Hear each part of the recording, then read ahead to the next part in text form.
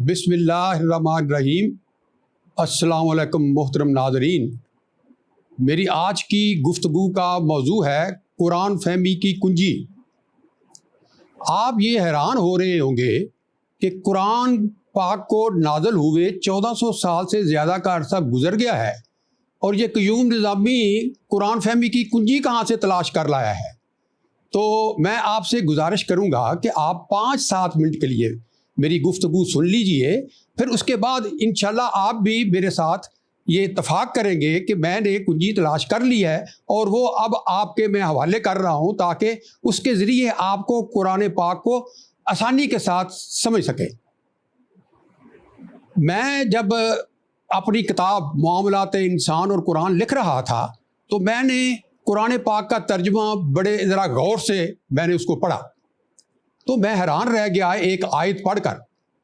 کہ وہ آیت جو تھی وہ میں نے کبھی زندگی میں نہ کبھی کسی سے پڑھی تھی، نہ سنی تھی، نہ میں نے خود گھر میں پڑھی تھی، کیونکہ عام طور پر ہم تلاوت کرتے ہیں، ترجمے سے ہم قرآن پڑھتے نہیں ہیں۔ حالانکہ حقیقت یہ ہے کہ قرآن جو ہے وہ علم و حکمت کا خزانہ ہے اور اس خزانے کی چابی بھی قرآن پاک کے اندر ہی موجود ہے، اور وہ ہے آیت جو میں آج آپ کے سامنے قرآن فہمی کی کنجی کی حیثیت سے اس کو پیش کر رہا ہوں۔ وہ آل عمران کی آیت نمبر 7 ہے۔ میں پھر دہراتا ہوں، آل عمران کی آیت نمبر 7، جس میں اللہ تعالیٰ ارشاد فرماتے ہیں کہ اس کتاب میں 2 طرح کی آیات ہیں، ایک محکمات یعنی واضح جو کتاب کی اصل بنیاد ہیں، یعنی اللہ تعالیٰ کہہ رہا ہے کہ 2 طرح کی آیات ہیں،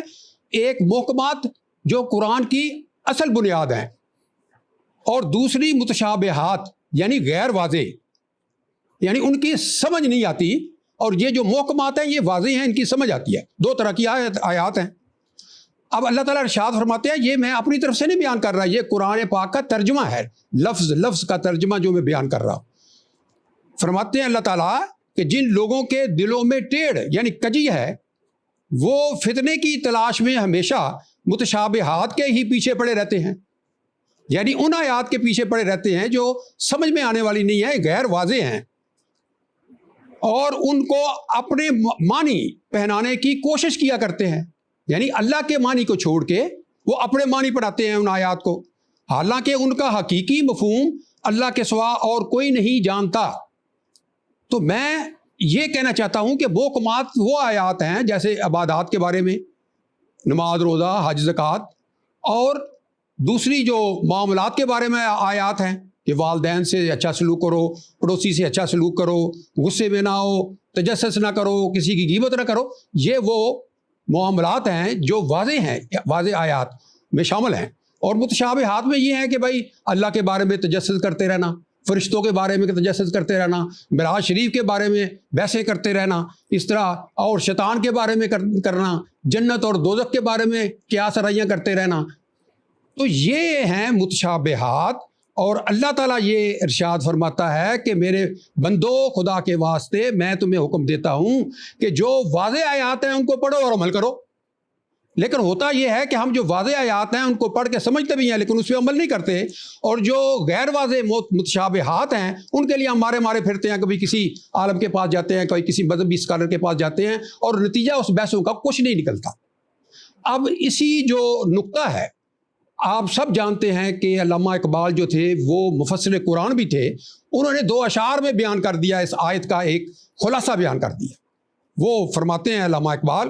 حقیقت خرافات میں کھو گئی، یہ امت روایات میں کھو گئی۔ اب دیکھیں جو سچ ہے